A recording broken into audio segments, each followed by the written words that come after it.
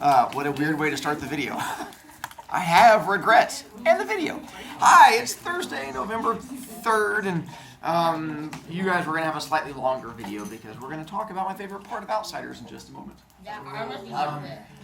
We will go to the library after the English assessment, but we're not going to do the English assessment until I get to talk about Outsiders. So we've got some things. Plus, the English assessment's going to take you like, I don't know, 8 minutes or something like that, and then we'll head to the library.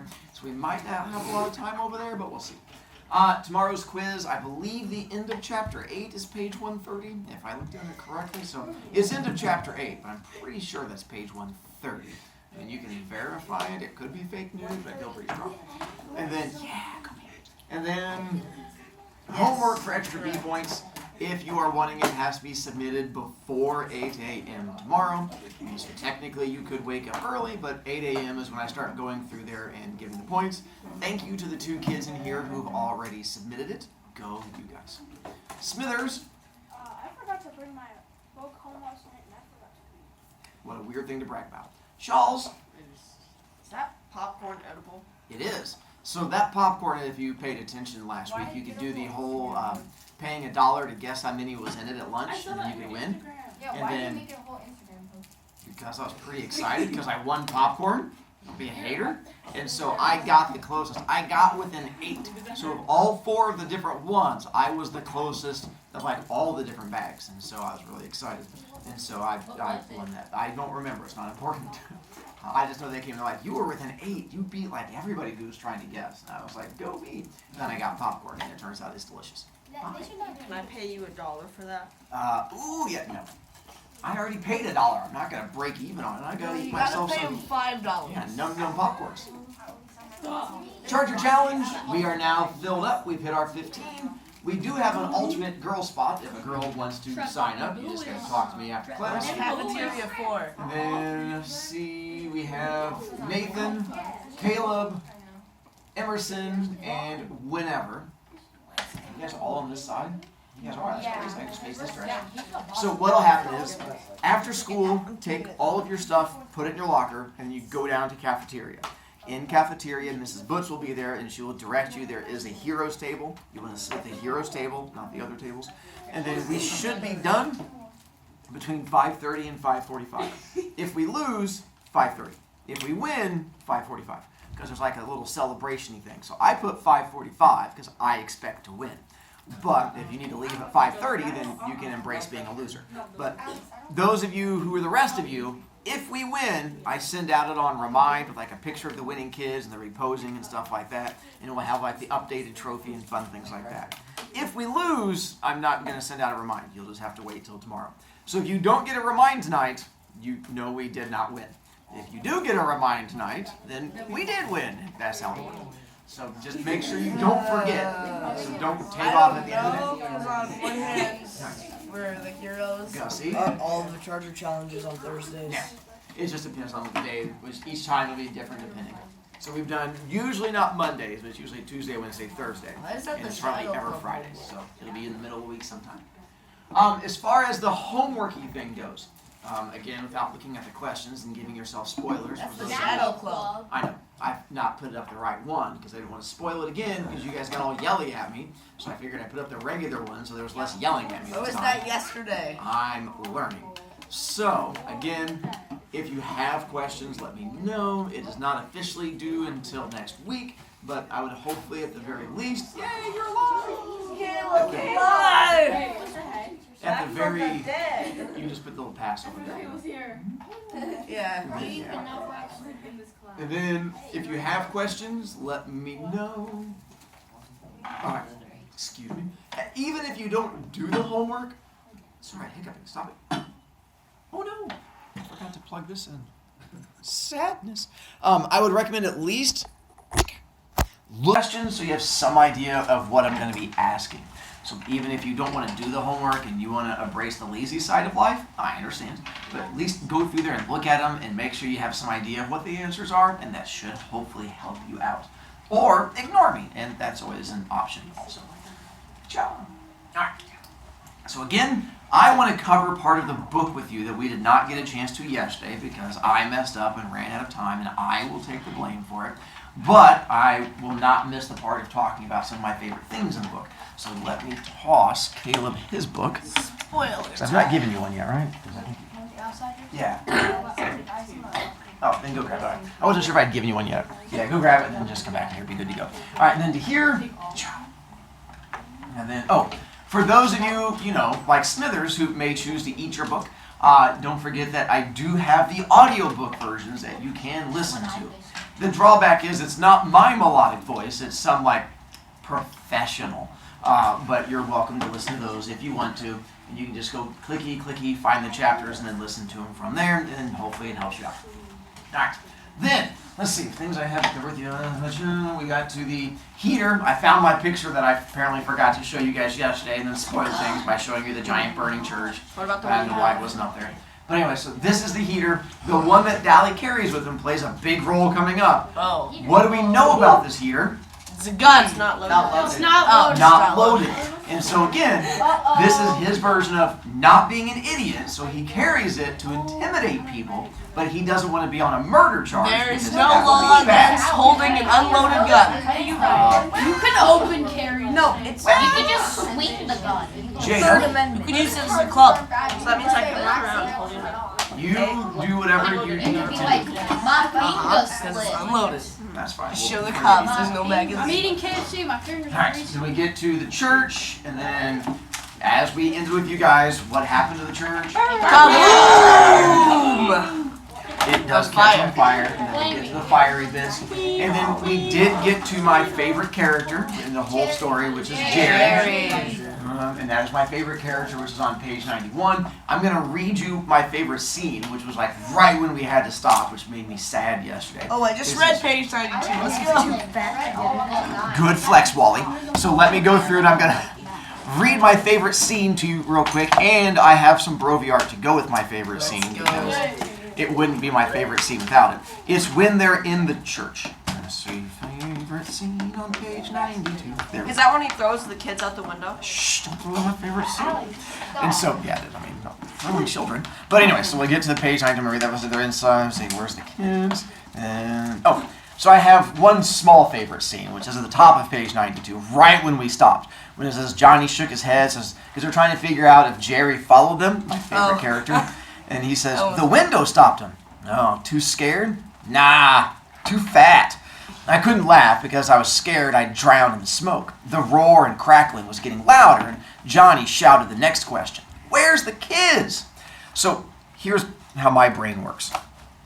With talking about Jerry being too fat, I imagined him trying to jump into the church and like his little round belly getting caught in the window and his little feet kicking outside. And for some reason, no, burning church. That makes me think of Winnie the Pooh every time I get to that scene. Because if you're a Winnie the Pooh fan, whenever he would try to go out of the little rabbit's house, his little feet would sit there and kick. And that's what I imagine little Jerry doing, is him trying to get inside there and his little feet kicking out. I mean, it wouldn't be good because then he'd burn to death, and that would be the death of Jerry, and that would be sad. But Jerry's immortal. He's Yeah. immune to fire. the idea of Jerry and his little feet kicking out. Now we'll get to my actual favorite part. All right. And I'm going to read this little part. It said, in the back, I guess, I hollered. And we started stumbling through the church. I should be scared, I thought, with an odd, detached feeling. But I'm not. The cinders and embers began falling on us, stinging and smarting like ants.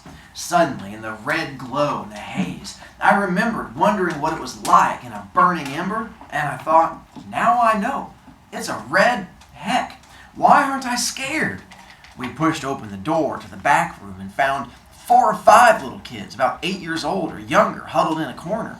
One was screaming his head off, and Johnny yelled, "Shut up! We're going to get you out!" The kid looked surprised and quit hollering. I blinked myself.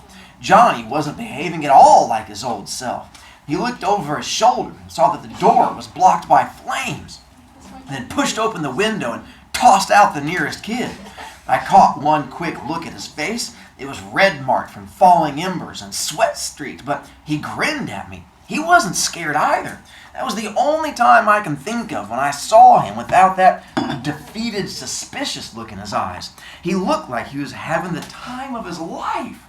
I picked up a kid, and he promptly bit me, and I leaned out the window and dropped him as gently as I could, being in a hurry like that. A crowd was there by that time. Dally was standing there. When he saw me, he screamed, "For Pete's sake, get out of there! That roof's gonna cave in any minute! Forget those blasted kids!" Jeez. I didn't pay any attention, although pieces of the old roof are crashing down too close for comfort. I snatched up another kid, hoping he didn't bite, and dropped him without waiting to see if he landed okay or not. I was coughing so hard I could hardly stand up, and I wished I had time to take off Dally's jacket. It was hot. We dropped the last of the kids out the front of the church. It started to crumble. Johnny shoved me toward the window. "Get out!" I leaped out the window and heard timber crashing and the flames roaring right behind me. I staggered, almost falling, coughing and sobbing for breath. Then I heard Johnny scream, and as I turned to go back for him, Dally swore at me and clubbed me across the back as hard as he could. Good job, Dally. And I went down into a peaceful darkness. Good job. There are so many awesome parts in that one section. It's hard for me to get started. Johnny But I'll try. Johnny gets Shut up! I'm talking! See, that's the thing. Not yelling at you, but that's what he gets to do. That'd be the best teaching ever. If you could just turn around and just yell at something. That's good timing, by the way, Grapple. Thank you. If you could just teach all the time, like, shut up! I'm gonna save you! That's how I could just teach, like, shut up! I'm teaching you! That was great. Then, part of the plan. the other part is, how does he save the kids? Chucking him out a window. Do you know how many children I would save if all I had to do was throw them out windows? I would be just known as like Brovie the kid saver. And I would just be walking around picking up kids going, "Saved! Saved!" and just throwing them out every window I could. So at the bottom of that was like, looked like he was having the time of his life. Heck yes! He's like living the dream. Just throwing kids out windows. Oh, it was so beautiful. And then we get to, the part where he talks about the kid biting him. So in my imagination, I remember like the cartoons when you have like the cartoon character who gets like the piranha on the finger and he like shakes it back and forth and like the little fish wiggles. That's what I imagine, like when he reaches to grab the kid and the kid bites him, he's like, "Ah!" and you can like flap, and like the little kid's like flapping back and forth on the end of his hand, and on the inside, I just start giggling. I'm like, "Ah!" And then you're like, "You're safe!" and you just huck the kid out the window. So many dreams come true in that part. Then Ponyboy gets outside and he's on fire. Wait, he's on fire? Yes, that's why he talks about the jacket being so hot. Dally saves him. How does Dally save him? Again, do you know how many kids I would save if I could just walk around going, "Boom! You're saved!" And you're like, "I don't feel safe. I got you, boo!" Woo! And then just throw you out a window after that. I saw that part and it was like one dream after another. So again, this is how my imagination works. I wanted to give you a little glimpse into my head of how things go. Oh my God. And so again, What? what you see here is someone saving children. That is me. It looks like they're living gonna the dream. die when they fall. I don't know the context behind it. All I know is when you Google "man throwing children out window," this is one of the pictures that comes up. Delete And that I was like, first. that is awesome. Oh, and then as they're trying to leave, they talk about the rafters being on fire. This is what they're talking about being on fire. And so that's what ends up falling, and we're going to find out if you've not gotten to it. One of them falls on Johnny. And so as it's like all Bernie, I falling. figured it out because of the question. Yeah, that's paralyzed, but he can't move. such a beautiful part. Jada, So it is beautiful. Why didn't one of the kids like break their arm when they were like falling out the window? That would have been way more funny. maybe they did. We don't know. He was too busy being concerned about saving the kids Dally's to the worry best about character. things like He arms. just knocked out Ponyboy to save him. Senka? Wasn't there a hill behind the church? Yes. Well, I imagine them Wouldn't that be chucking even them out better? the window and just I think they threw them out the front window and not the back. I imagine them like rolling down like after the roll and Well, they just roll figure down the hill. when you guys were in elementary school, when you catch on fire, what do they tell you to do? Stop, rock, and roll. So isn't he in the process of if this kid's on fire and you throw them out the window and there's a hill, you're like, "You're welcome!" as they go down the hill. Good job. And the kid's like, "Thank you!" And see, This is how we save children. Which means I agree. anytime that you feel depressed, you just come up to me and go, Mr. Broviak, I need you to save me. And I'll be like, boo, it's on! And I will save you. Do not go to other teachers. Come to me to save you and make a dream We happen. need a test subject. Wally? I imagine it, since it's on the top of the mountain, I envision it, they just throw him the kids off the mountain. I believe the correct term is yeeting. And so there's the process of yeetage that is happening. Oh, and I know some of you are worried that if you come up to me in my classroom and want saved, that there's no window in here.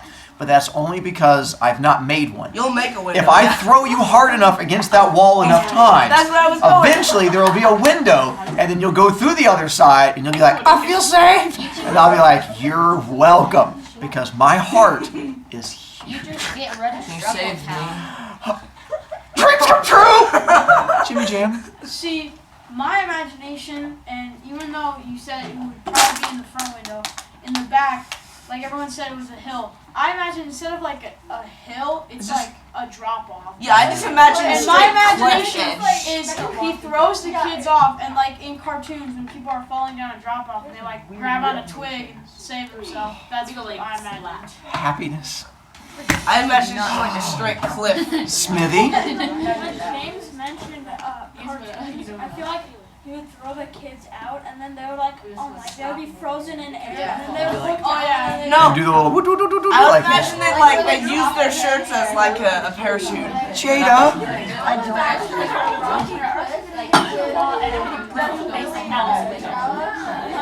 drop down, and their bones go.